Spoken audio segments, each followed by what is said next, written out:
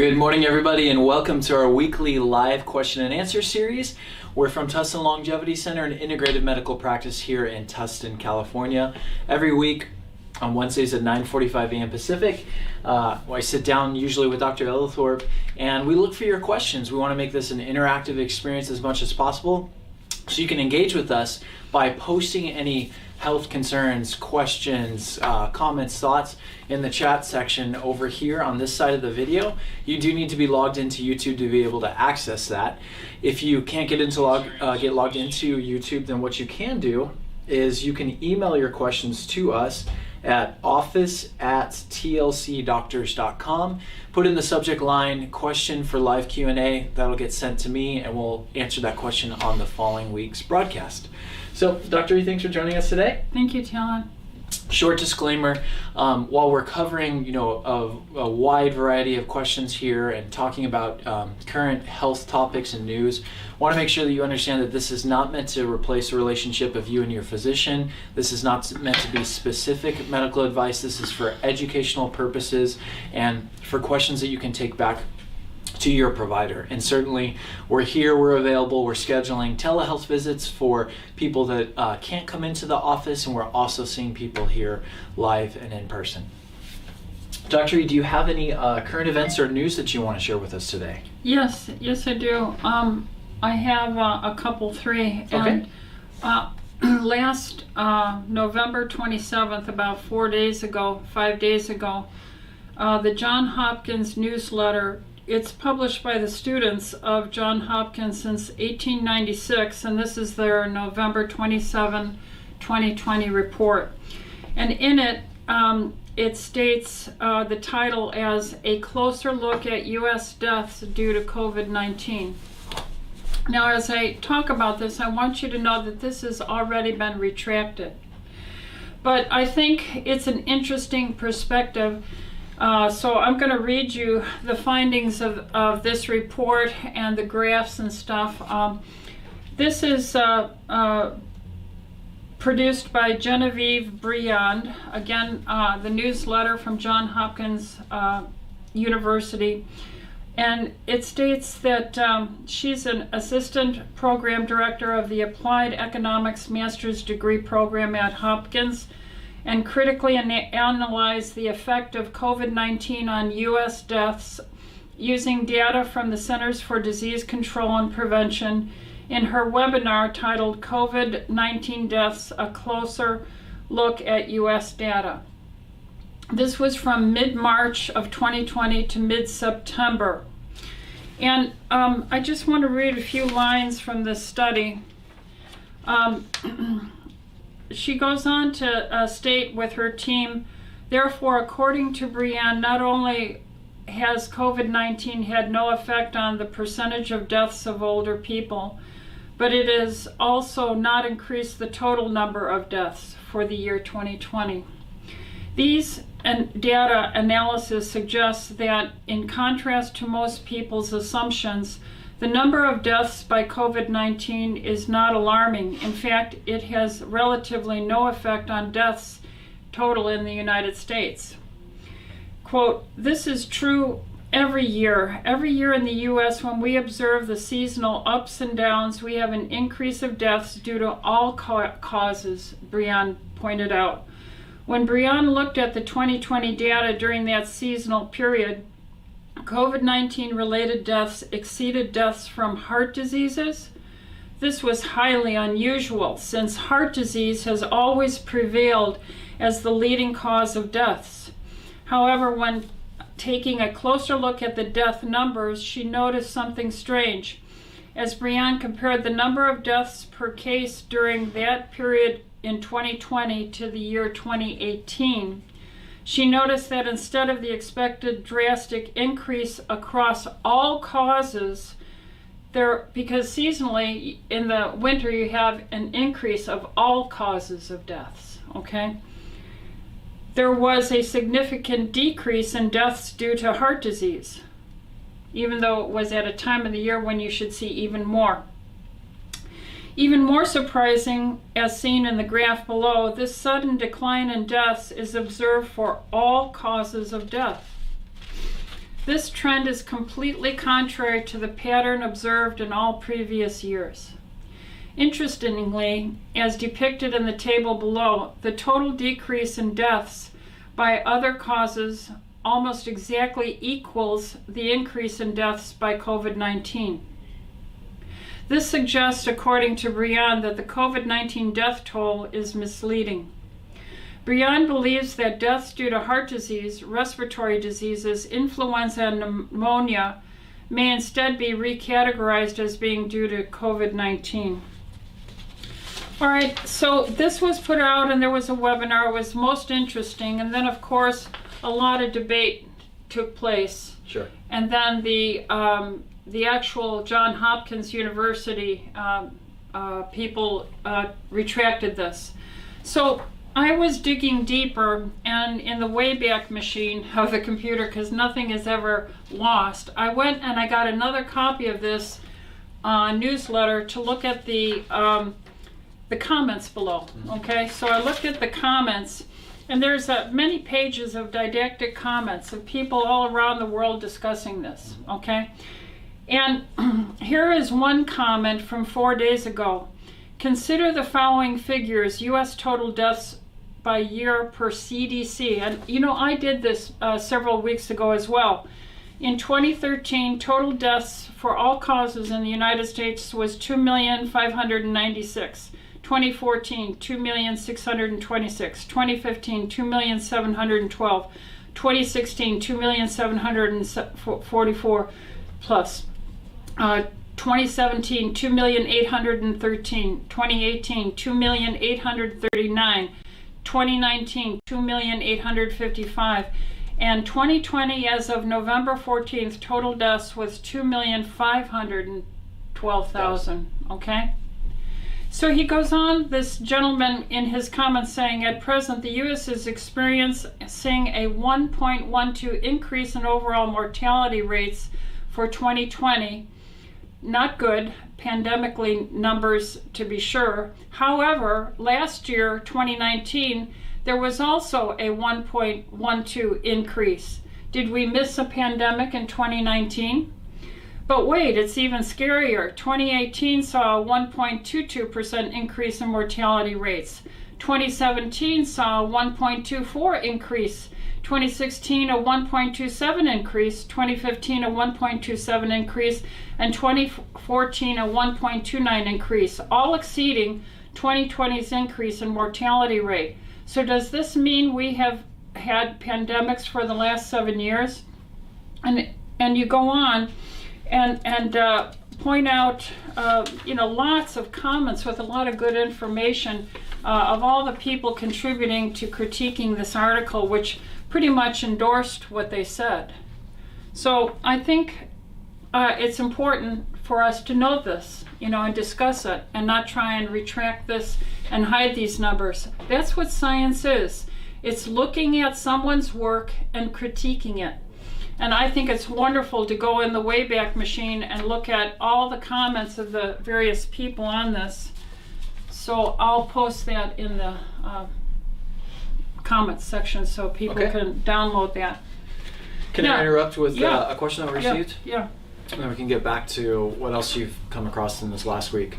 So I have a question from Amala, and she asks, would you recommend to send the kids back to school? My only concern is the mask, because I know that it's not good to breathe in your own CO2. They would have to wear a mask for 6 hours a day. I would recommend sending the children back to school because it's been studied, it's even been published in the New England Journal of Medicine. I brought that up sometime around midsummer when the question about going back to school, and European studies, even the Lancet, has already published children basically are not a source of transmission or a risk, even to grandparents and so forth. And so the answer is yes. And then I have never seen in 40 years of practice the mask make any difference. In fact, we have studies that have shown not only do masks not make a difference over the past 40 years in science, we're talking just science. We know that those who did a recent study, and I quoted that about 3 weeks ago, out of the I don't know, 3,000 some hundred patients that were studied in this group in Finland. The group that was asked not to wear the mask but just do social distancing had a 3.9 conversion to positivity for COVID-19 versus an 80-some% in those who always wore their mask. So how can I endorse a mask? I don't have science to endorse it. So no, I don't think masks are recommended. Right. Now, if we don't have control over that decision or that policy, as you know, many parents are faced with the decision, keep their kids home to do remote and distance learning, and you know, all the detriment to learning and challenges that presents, or send them back to school with the condition that they wear a mask at school. Yes, get them back in school. Get them back in interactive and all that goes along with education. We're already getting terrible reports that the grades are dropping dramatically. The degree of failures are increasing exponentially, and many reports about the failure of this at-home remote learning program. And many behavioral concerns as well too. Yeah. And so you wouldn't be too concerned about a child being required to wear a mask at school for 6 hours a day. I mean, not ideal, but between the decision to keep a kid home or send them back to school, it's the lesser of two evils. It's the lesser of two evils. However, about 85 to 89% of the people who wore a mask were getting conversion to this viral screening. So I have concerns about it, but if you're between a rock and a hard spot, send them to school. Right. And with a mask, and give them 6 masks so that they can change it every hour. Should I ask another question or keep going? Well, I just wanted to point out another thing. When I went through the Wayback Machine to look at the comments on this, all the read every comment from all these various people, one of the reports is pointing out that this year's flu season is now looking to be lower in death rates. Well, didn't the CDC come out and say that they are not tracking flu this season at all? They're not reporting on it? Well, we're looking at pneumonias and flu and COVID-19 overall. So the same whole category they looked at last year. Okay. The death rate is down. So then the question is, why would that be? Whereas it's been, I just quoted every year from 2013, 14, 15, 16, 17, 18, 19, we started seeing an increase in the overall total mortality. And I'm going to tell you it's because of prevention. People are taking vitamin D. People are taking vitamin C. People are eating less sugary, immune-suppressing garbage food. People are drinking more water. People realize that diabetes and sugars promotes disease. People are taking zinc and so forth. So we're going to see a healthier people this year than we did last year entering the flu season. And in that regard, you don't ever hear the talking heads talk really much at all about prevention, which is what we do all the time, and we've had such great health here in our population of thousands of patient visits. So here is a study that was put out in the British Medical Journal and Yale Collaborative. This is called MedRxiv. MedRxiv. And this was just published in October, and it looks at honey and Nigella sativa. Nigella sativa. It's a homeopathic, isn't it? No, this is a seed. It's black cumin. It's a Indian Pakistan. This was done in Pakistan. Okay. And traditionally, the Indian and Pakistani Southeast Asians have always added these little seeds as a health benefit. So it's called black cumin in many cultures, but it's Nigella stavia, sativa. Sativa. And what they looked at, this was a multi-centered placebo-controlled randomized clinical trial.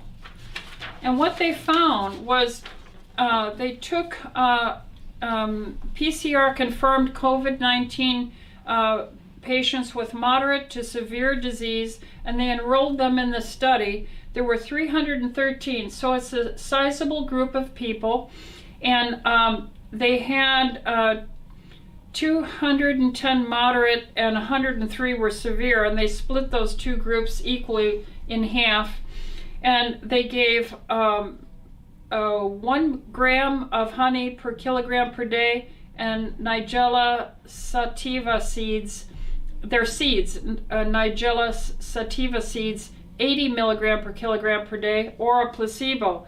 And here's their results. These were all fantastically statistically significant with a p-factor of a 0.001 on every aspect of the outcome. And what they found was the honey and Nigella sativa resulted in approximately 50% reduction in time taken to alleviate symptoms compared to placebo. So if you had moderate disease, you were better in 4 versus 7 days. And then I just quoted the statistic. Actually, it's even better. The p-factor was 0.0001, okay? And in the severe group, they were better in 6 versus 13 days.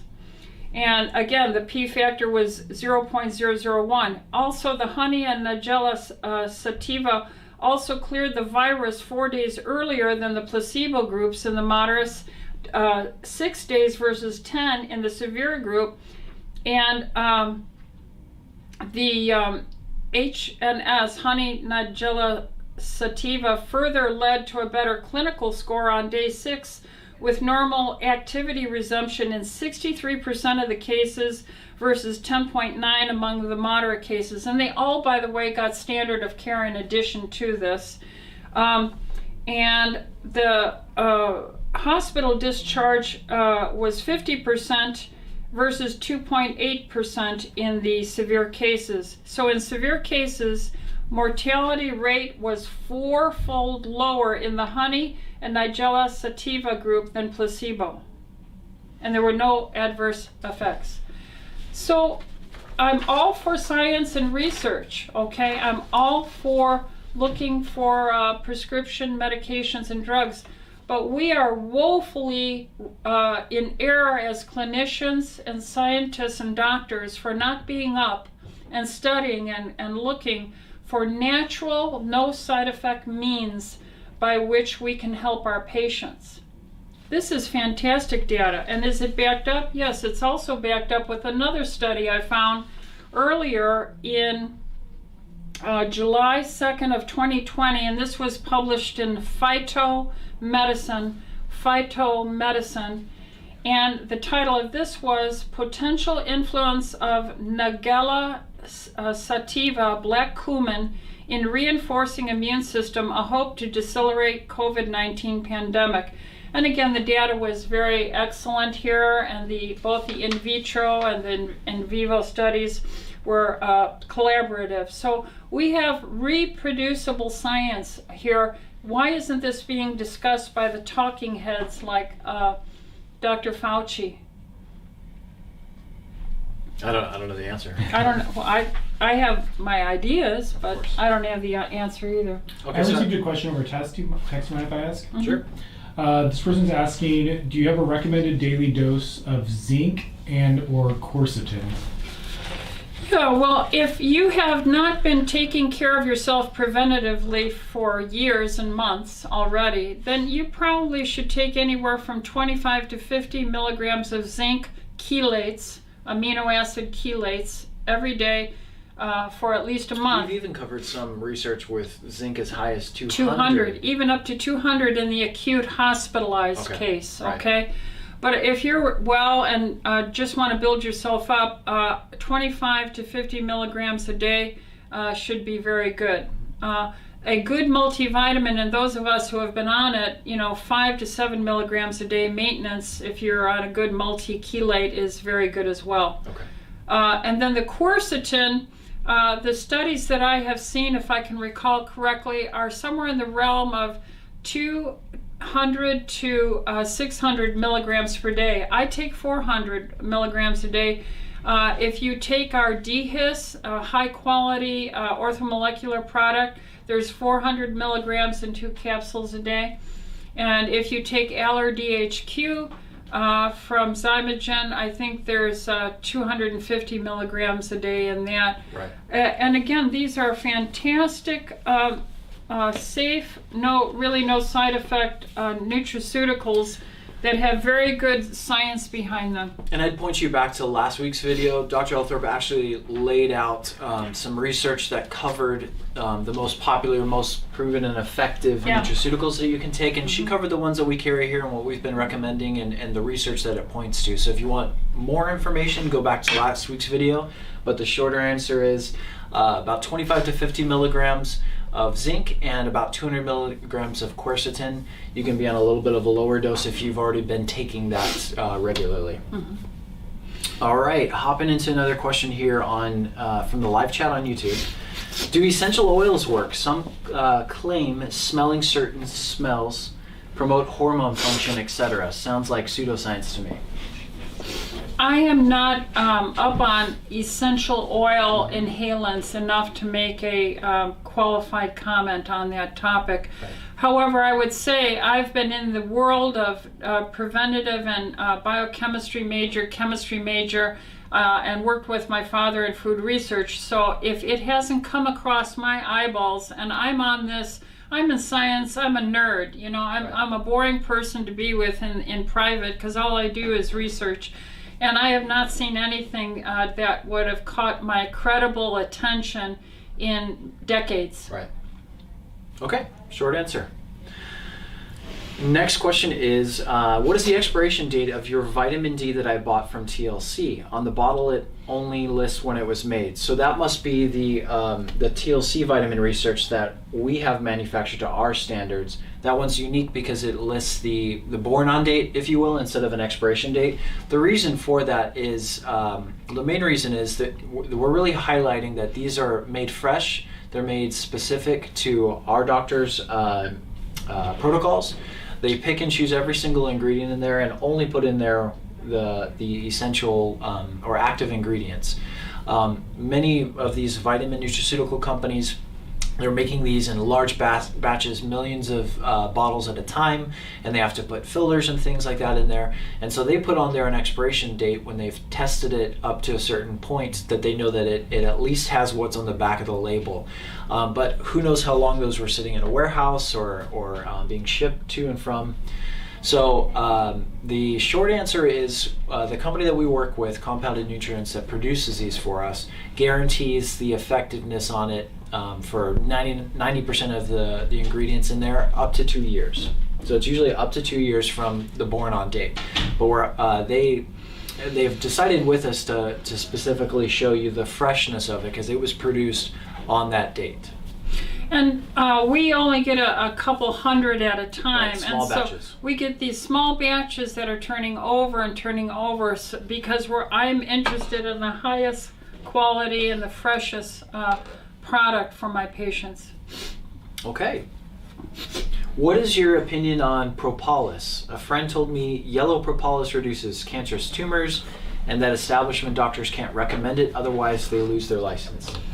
Well, that's in the bee honey. So propolis and stuff is mixed in, and the research on the honey, I just gave you 2 studies on the nutraceuticals, and honey is the component that has such fantastic component working with the Nigella sativa, and so I'm in favor of it, and I would never second guess recommending natural things in addition to the standard of care. Remember, we do the standard of care here as physicians. I'll use a prescription medicine if I need to, but I'm trying to avoid that with my patients with lifestyle, diet, exercise, water, low carb, and then nutraceutical before I have to go to drugs or other aggressive interventional methodologies. So yeah, I think Propolis is very well studied and is showing up in research that is very good in